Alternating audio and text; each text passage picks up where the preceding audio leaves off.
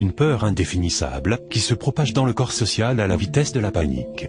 Avec le renvoi du Premier ministre Tebboune le mois dernier et son remplacement par Ouyaïa, ils ont perdu leurs dernières illusions sur la capacité de leurs dirigeants à les mener dans la direction du salut.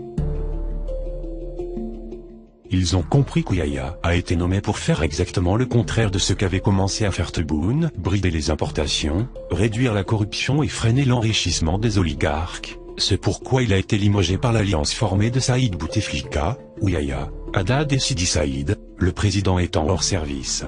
À peine installé, l'archi-premier ministre leur apprend que l'État n'aura pas de quoi payer les salaires des fonctionnaires en novembre, mais qu'il vient de trouver un moyen à la fois high-tech et miraculeux d'éviter la banqueroute, le financement non conventionnel, qui n'est rien d'autre que la dénomination moderne de la vieille presse, à fabriquer des billets de banque. Alors qu'ils s'attendaient à un préavis de crise sans trop y croire, rassurés qu'ils étaient par les assurances récurrentes de leurs gouvernants, voilà les Algériens du jour au lendemain en pleine faillite. Au député de l'opposition, qui lui demandait pourquoi il n'allait pas chercher l'argent manquant dans les mannes de l'économie informelle, l'éclairé Premier ministre répondit que celle-ci brassait à peine 1700 milliards de dinars, 12% de la masse monétaire, et que c'était insuffisant pour régler nos problèmes. Voilà l'homme et le savoir, qui ont été choisis par le président, pour guider les Algériens dans la crise qui les attend. L'État algérien est en cessation de paiement intérieur. Chiffre à l'appui, il lui manquerait selon le Premier ministre quelques 200 milliards de dinars par mois pour faire face à ses obligations. Nous aurions aimé connaître les nombres de milliards de dinars que va imprimer la Banque centrale chaque mois, car il n'y a pas que les besoins salariaux de la fonction publique, il y a les autres besoins de l'État. Cela nous permettrait d'avoir une idée de l'évolution de la masse monétaire, qui serait de 14 500 milliards de dinars selon lui. Elle était de 420 en 1991, 1500 en 1999 et 8000 en 2011.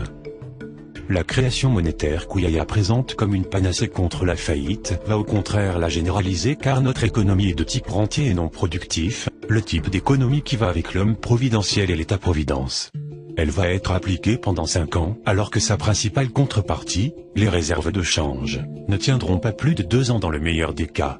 Elle ne débouchera pas sur une relance de la machine économique, une machine qui n'a jamais existé, mais sur l'inflation, la dévaluation monétaire, la fermeture des entreprises, le chômage, les troubles sociaux et la répression populaire.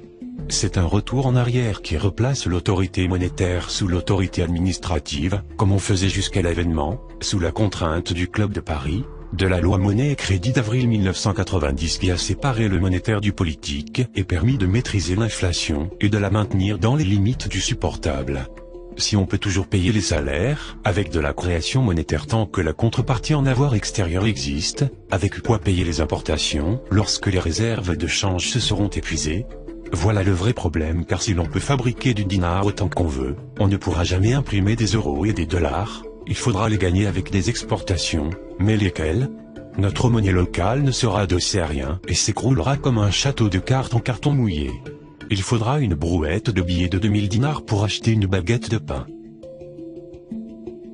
Tel qu'envisagé par Ouyaïa, et surtout tel qu'il sera mis en œuvre, le financement non conventionnel sera assimilable à la fabrication de fausses monnaies telles que définies aux articles 197 et 198, chapitre 7, section 1, du Code pénal. Le châtiment prévu est la réclusion à perpétuité.